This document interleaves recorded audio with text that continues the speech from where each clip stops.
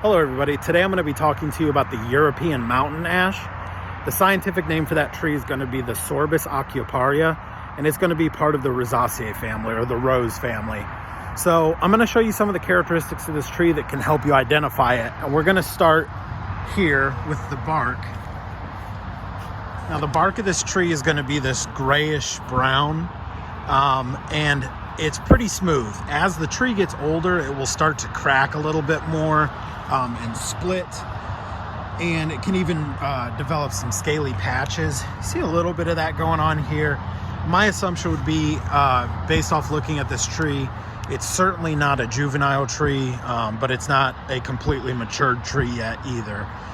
And part of the way I can tell that, besides the bark here, is by the size of the tree. So this tree will typically grow to be about 40 feet tall. And this particular one we're looking at, it's a little hard to tell because we're mixed in with some pretty good sized pines there. I would guess this tree is probably somewhere between about 20 and 25 feet tall. So it'll definitely get some more size to it, but the way I can tell it's not completely juvenile based off the sizing also has to do with the width of the tree. So these are pretty elliptical in shape when they're younger, but they'll widen out as they get older. And this tree's got a fairly wide canopy on it. So that's how you can tell it's got a little bit of age as well. Moving back in, one thing I'll talk about quickly before I get into the specifics here on the branches is this tree grows in pretty sandy soil. It can grow in acidic soil, and it can also grow in pretty moderately damp areas that are low on nutrients, or even looser soils. And in essence, what I want you to understand is this is a pretty resilient tree. The area that I'm in, it has a pretty harsh climate. There's not a lot of variety of trees that can grow in this area. This tree does pretty well because of its resiliency, and it's resilient to all kinds of things. So it's resistant to shade, dryness, pollution in the air, wind, snow pressures, and it's frost hardy.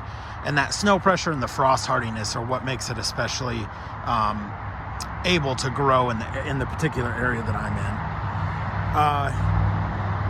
in. Looking at the buds of this tree, they're going to be these reddish brown buds, and they're going to have kind of grayish pubescence growing out of them.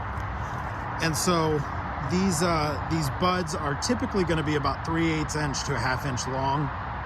Okay, and then that gets us into what I would say are kind of the two main characteristics of this tree of how you can identify it. The first thing that's going to catch your eye are these vibrant red fruits that grow on the tree.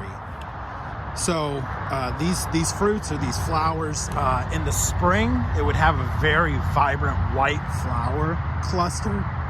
And that cluster would be about 3 to 5 inches across, of very bright white flowers. Now, again, that's in the spring, so we're not going to see that here, but you are going to see all of these clusters of bright red berries. And that's what you get in the fall, are these small, about 3/8 inch diameter, bright red berries that ripen in the fall. And these are very persistent berries, so it's an easy way to have the tree catch your eye. Now, in the area that I'm in, elderberries also grow in this area, and they grow in clusters very similar to this.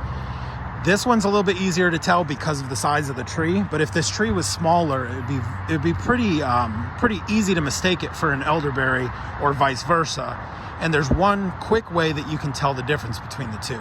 Now, I don't want to talk too much about the elderberry because it's not the point of this video, but elderberries would have serrated leaves where the serrations go all the way around the leaf.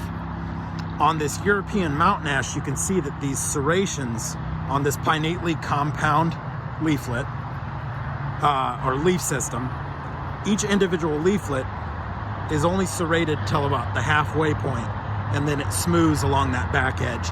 And that's a quick way to be able to determine that it is in fact European mountain ash, is by looking at these bright red berries that'll catch your eye, and then paying attention to the structure of the leaf.